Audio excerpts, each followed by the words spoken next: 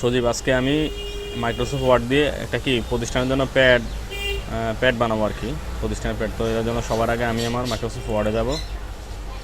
ওয়ার্ডে গেলে কী করতে হবে, একটা নতুন ব্ল্যাঙ্ক ডকুমেন্ট, একটা ব্ল্যাঙ্ক ডকুমেন্ট নিতে হবে।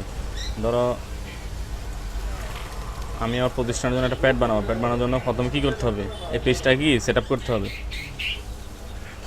পেজ সেট আপ করার জন্য আমার প্রথমে লেআউট অপশন যেতে হবে। লেআউট থেকে কী নিতে হবে, সাইজ। আমি কোন সাইজের প্যাড বানাবো, ধরো আমি এই যে A4 নিয়ে নিলাম, A4। এরপর হচ্ছে ধরো এই পেপারটার মার্জিন দিতে হবে। মার্জিনের জন্য কী করতে হবে, মার্জিনসে যাই, এখান থেকে আমি মার্জিন, বিভিন্ন ডিফল্টস মার্জিন দেওয়া আছে, আমি চাইলে এগুলো ব্যবহার করতে পারি যদি আমার মানে হয় মিল মতো। আর না হলে আমি যে কাস্টম মার্জিন, আমি আমার মার্জিনটা কাস্টমাইজ করে নিতে পারবো। আমার এই যে টপ উপরে কত জায়গা দরকার, বটম নিচে কতটুকু, লেফট রাইট ডানে বামে কতটুকু জায়গা দরকার, আমি চাইলে এখান থেকে কি নিজের মতো করে কাস্টমাইজ করে নিতে পারবো। এটা তো আরও আগে দেখাইছি একবার, ঠিক আছে, মার্জিনটা তো বুঝছো। এখন আমি চাইলে এই যে এখান থেকেও দিতে পারি। এগুলো হচ্ছে এই যে ন্যারো টপ 0.5 ইঞ্চি, সব দিকে 0.5 ইঞ্চি, আমি এটাই নিলাম আপাতত, ঠিক আছে। এরপরে আমার প্যাডের জন্য কী দরকার, সবার আগে আমার প্রতিষ্ঠানের নাম। ধরো সরি, এখানে আমি একটা কথা বলি, এরপরে চলে যাবো আমি লিখতে হবে প্রতিষ্ঠানের নাম। ধরো আমি লিখতে গেলে, আমি তো তোমরা বাংলাটা দেখে না, বাংলা লেখার জন্য তোমার কম্পিউটারে বাংলা লেখার জন্য আলাদা একটা সফটওয়্যার ব্যবহার করতে, সেটা হচ্ছে তোমার এই যে এই বিজয় 52, ঠিক আছে। অনেকে অব্র দিয়ে লেখে, যে অব্র আছে, এই দুইটা হচ্ছে বাংলা কিবোর্ড। অব্র দিয়ে, আমি বিজয় দিয়ে হচ্ছে প্রফেশনাল কাজে বিজয় ব্যবহার করি। বিজয় কিবোর্ড, তো আমার বিজয় কিবোর্ড অলরেডি রান আছে। এই যে দেখো বিজয় কিবোর্ড শো করতেছে। আমি এটা একটু উপরে নিয়ে যাই, শো স্টপ, বুঝছেন। বিজয় কিবোর্ড যখন ওপেন করবো এভাবে আসবে। আমি ওয়ার্ডে গেলাম। এখন আমি বাংলা লেখার জন্য দেখো, এখন যদি আমি লিখি, এখানে কিন্তু ইংলিশ লেখা, বাংলা হচ্ছে না। তো আমার জন্য বাংলা লেখার জন্য কী করতে হবে, এই যে ফ্রন্ট থেকে, এটা কি ফ্রন্ট বক্স থেকে তোমার ফ্রন্ট সিলেক্ট করতে হবে। Sutonny MG, SUTO, Sutonny MG, দেখছো, SUTONYMG, সুতুনি এমজি। এই যে এটা আর কি, এই ফ্রন্টটা সিলেক্ট করছি। ফ্রন্ট সাইজ তোমার প্রয়োজন মতো দিবা, আমি আপাতত এটা দিলাম। আমার কি বাংলা লেখার জন্য কী নিলাম, মাত্র ফ্রন্ট। এখন কী করতে হবে, বাংলা কিবোর্ড সুইচ করতে হবে। এখানে কী দিয়েছে, বিজয় বাংলা, ইংলিশ দেওয়া আছে না, ইংলিশটা বাংলা করতে হবে। দেখো বাংলা, তো আমি এখানে কী লিখবো, আমার প্রতিষ্ঠান নাম,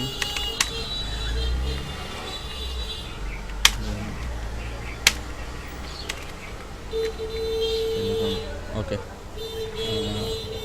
উপরে আমি বিসমিল্লাহির রহমানির রহিম,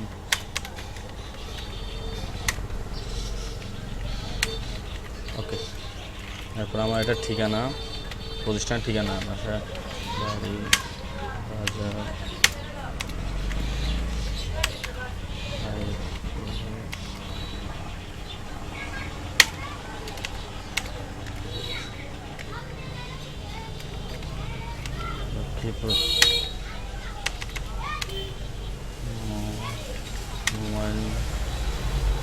মোবাইল নাম্বার হচ্ছে 0160187546 ওকে। মোটামুটি কিছু অ্যাড্রেস লিখলাম। ধরো আমি এগুলো অ্যালাইনমেন্ট করে মাঝখানে নিয়ে আসবো। এই যে দেখছো নি, অ্যালাইনমেন্ট থেকে মাঝখানে নিয়ে আসলাম, এটা দিয়ে মাঝখানে ট্যাপ দিই।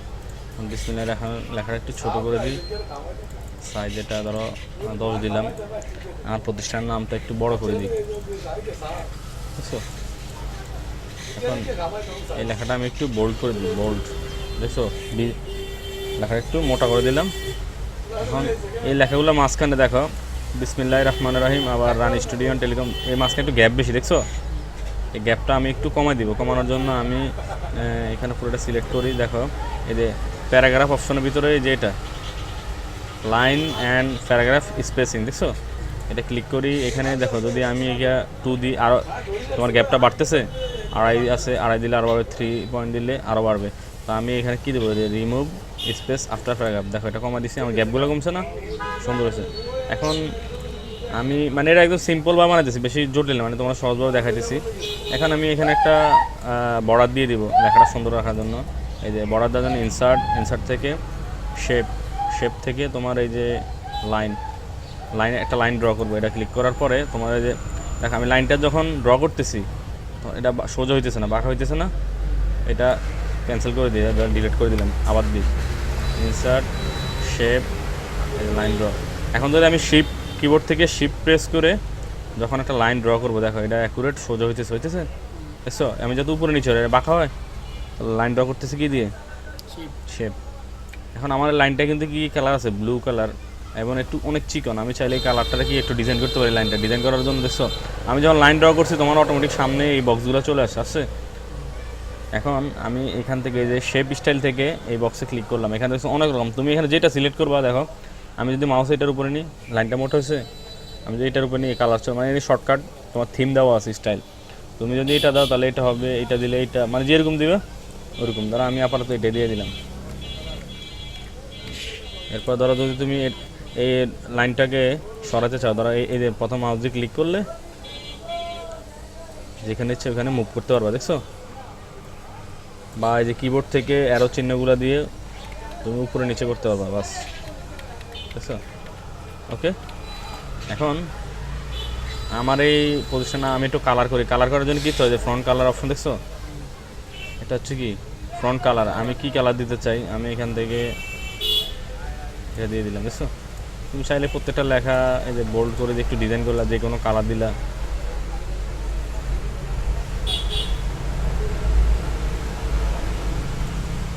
এবার দিতে পারো। এরপরে এটার নিচে আর একটা লাইন লিখতে পারো, কি সূত্র আর হচ্ছে তারিখ। লেখাটা এই পাশে দিবা, দিই এখানে যে ট্যাব দিই, এটার এই পাশে নিয়ে এই লেখাটা এই দাগ বরাবর হয়ে গেছে। দাগটা চাইলে একটু উপরে উঠে দিতে পারো, লাইনটাকে উপরে উঠে দিলেও চলবে। আমি এখানে প্রত্যেকটা প্যাডে দেখবে সূত্র হচ্ছে থাকে একটা অপশন, তারপর তারিখ। এখন এটা তুমি একটা চাইলে ধরো তোমার প্রতিষ্ঠান লোগো আছে, তুমি এখানে লোগো ব্যবহার করতে পারো। যেমন আমি একটা লোগো তোমার এক্সাম্পল হিসেবে দেখাই। লোগো দেওয়ার জন্য কী করতে হবে, তুমি ধরো আমি এখানে একটা লোগো দিব আমার প্রতিষ্ঠানের। লোগো দেওয়ার জন্য কী করতে হবে, হোম, এই যে ইনসার্ট দেখছো, ইনসার্ট অপশনে গিয়ে পিকচার, একটা আছে অনলাইন পিকচার। অনলাইন হচ্ছে তোমার ইন্টারনেট থেকে দাও, ওটা দরকার নেই।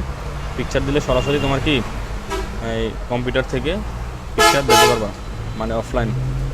পিকচারে ক্লিক করলাম, দেওয়ার পর আমার এই যে ড্রাইভগুলো চলে আসছে। আমি একটা পিকচার ডেস্কটপে রাখছি, দেখো একটা লোগো রানি স্টুডিও।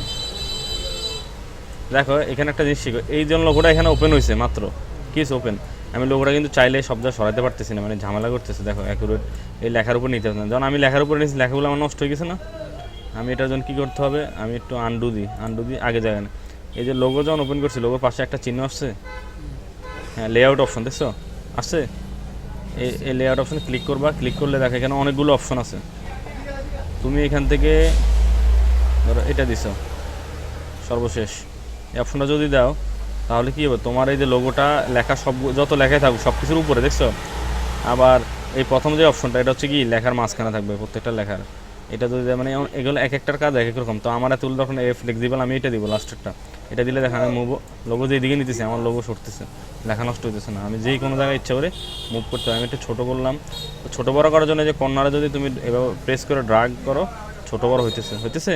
আমাদের লোগো একটু রাউন্ড করা দরকার, ঘুরানো দরকার। তাহলে দেখছো ঘুরাইতেছে, ঘুরানোর জন্য এই যে এটা ওকে, আমার দরকার নেই আনবো। ছোটো বড়ো করার জন্য কিছু করা লাগবে না। ফটোশপে যেরকম শিফট প্রেস করে ছোটো বড়ো করা লাগে, ওয়ার্ডের দরকার না। ওয়ার্ডে তুমি এটাই ছোটো বড় ইচ্ছা মতো করতেছো। আমি লোগোটা এখানে দিই, একটু সুন্দর দেখা যাইতেছে না। ওকে, এই দিলাম। এখন আসো আরেকটা কাজ আছে এখানে। আমার উপরে মোটামুটি কি আমার এই প্যাডের উপর অংশ লেখা শেষ। আমি চাইলে কম্পিউটার যদি লিখি, এখানে দেখো একটা প্রত্যয়নপত্র লিখলাম, প্রত্যয়নপত্র। আমি চাইলে এখানে একটা প্রত্যয়নপত্র লিখলাম, এই লেখাটার মাঝখানে দিই, এটা একটু কালো করে দিই, ব্ল্যাক, কালো হচ্ছে এটা ব্ল্যাক বাটনিক। আমি চাইলে এখানে একটা প্রত্যয়নপত্র লিখতে পারবো, কেউ একটা সার্টিফিকেট দিতে পারবো, বা আমার প্রতিষ্ঠানে যদি কোনো কাজে লাগে, কোথাও বিল টিল পাস করা, আমি এভাবে কি লিখতে পারবো। আবার এটা আমি যদি এভাবে প্রিন্ট দিই, কলম দিই, হাতে কলমেও লিখতে পারবো। চাইলে কম্পিউটারে লিখতে পারবো, হাতে কলমও। এখন আমি এটা আরেকটু সুন্দর করার জন্য কী করি, আমার একটা এই যে প্যাডের মাঝখান বড় একটা জল ছাপ, মানে ওয়াটারমার্ক দিতে পারে, জল ছাপ। এটা কীভাবে দিতে হবে, ওটা দেওয়ার জন্য তোমার এখান থেকে যেতে হবে ডিজাইনে ক্লিক করার পর কি আসছে, ওয়াটার মার্ক, দেখছো ওয়াটারমার্ক। এখন এই ওয়াটারমার্কে আমি ক্লিক করলাম, ক্লিক করার পরে এখানে কয়েকটা অপশন আছে, দেখছো। এই দেখো এটা কিন্তু ডিফল্ট, কনফিডেন্সিয়াল, এই দেখছো একটা। এটা যদি ক্লিক করে আমি যদি কিছু লিখি, ওই লেখাটা এইভাবে আসবে পেজের, দেখছো রাউন্ড, এই বাঁকা করে আসবে, তেরা বাঁকা। আবার যদি এইটা দিই তাহলে একদম সোজাভাবে আসবে। আমি একটা তোমার এক্সাম্পল দেখা দেন, আমি কনফিডেন্ট ক্লিক করলাম, বুঝছো, ওই লেখাটা এখানে চলে আসছে এইভাবে সোজা। এখন যদি আমি আবার এটা দিই তাহলে দেখছো এইভাবে আসবে। এখানে কী লেখা আছে কনফিডেন্সিয়াল, এই লেখাটা তুমি চাইলে তোমার ধরো আমার নাম বা আমার প্রতিষ্ঠান যে কোনো কিছু লিখলে আসবে। এটা মানে জাস্ট তোমার সেটিংটা বুঝে দিচ্ছি।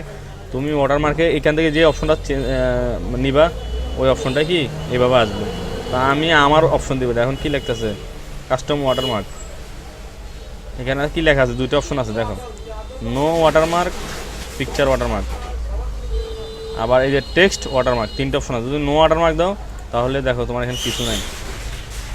আবার এখান থেকে যে কাস্টম ওয়াটারমার্ক, এখান থেকে যদি ধরো পিকচার দাও তাহলে কি পিকচার দিলাম, পিকচারে যখন ক্লিক করছি কী আসছে select picture.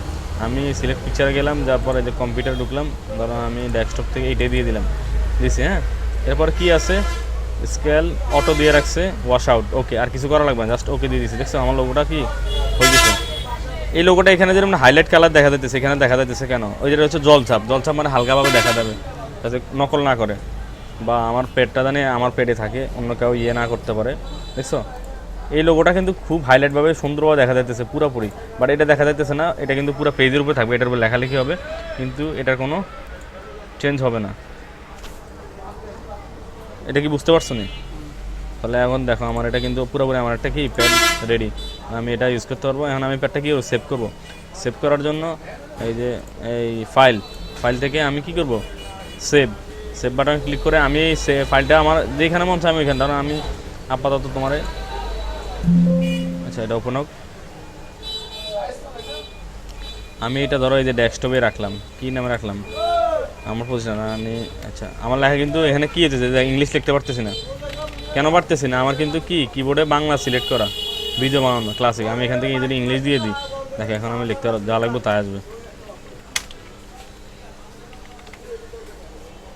Pad PAD pad, ওকে দিছি, আমারটা কিন্তু সেভ হয়ে গেছে। দেখো আমি আবার এটা কি ফাইলে সেভ করছি এখন, ওয়ার্ড ফাইলে। আবার যদি আমি চাইলে এটা যদি কাউরে পাঠাই, ধরো কোথাও পাঠাই, তাহলে কিন্তু আমি যদি ওয়ার্ড ফাইলে দিই এটা অনেকে ওপেন হবে না, বা এটা অনেকে ওপেন করতে পারো না। এক কথা তুমি ধরো আমি তোমার প্রশ্ন করলাম যে সদীপ তুমি তোমার প্যাডটা আমার একটু হোয়াটসঅ্যাপে দাও, তুমি যদি আমার ওয়ার্ড ফাইল দাও তাহলে কিন্তু আমার মোবাইলে ওপেন হবে না, মোবাইলের লেখাগুলো ভাঙিয়ে দেবে। তো এই জন্য কী করতে হবে, এটা আমি পিডিএফ ফাইলে সেভ করতে হবে। তো সেম কাজ, ফাইলে যাবো, ফাইলে গিয়ে সেভ থেকে তোমার ফাইল এই যে সেভ অ্যাজ, একবার তো সেভ হয়েছে, এখন আর এটা অন্যবার সেভ না, এখন ফাইল এই সেভ অ্যাজ থেকে ডেস্কটপ যেখানে রাখতে তো ওখানে রাখবা। এরপর জাস্ট সব কিছু ফাইল নেম তুমি যেটা দিবে ওইটা থাকবে, শুধু কী করতে হবে সেভ অ্যাজ টাইপে গিয়ে এই অপশনটাতে যে পিডিএফ একটা অপশন আছে দেখছো, এই পিডিএফ সিলেক্ট করবা, দেন হচ্ছে কি সেভ। দেখো আমার এই ফাইলটা আমি এটা মিনিমাইজ করি, এটা হচ্ছে কি আমার অরিজিনাল ফাইল, ওয়ার্ড ডকুমেন্ট ডান স্টুডিও যে প্যাড। দেখছো আমি যখন এটা কাটি দিই তোমরা দেখাই, যখন আমার কিছু চেঞ্জ করা লাগবে আমি এটা ওপেন করি, একটা প্যাড লিখতে পারবো, চেঞ্জ করতে পারবো, সব কিছু এখানে করতে পারবো। আর আমি যদি কাউকে পাঠাই বা আমার ধরো মোবাইলে দরকার, তখন আমি এই যে পিডিএফ ফাইলে সেভ করছি, দেখো পিডিএফ ফাইল যখন ক্লিক করছি কিছু চেঞ্জ হচ্ছে না, দেখছো আমার ডাইরেক্ট প্যাড কি রেডি।